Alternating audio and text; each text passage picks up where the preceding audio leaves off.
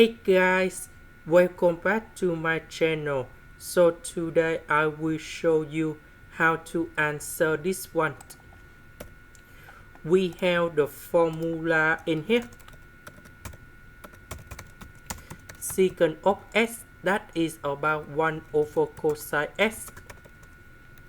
Tan x, that is about sine x over cosine x. So this one, that is about this one, and this one, that is about this one. Next, we need to multiply by cosine x on numerator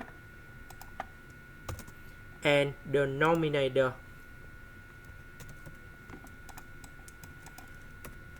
So this one we have sine x. This one multiply by this one, you got number 1 and cosine x squared.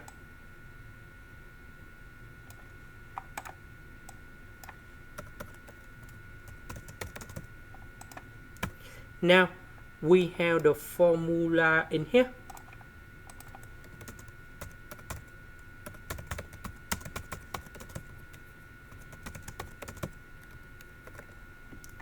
So number 1, that is about this one.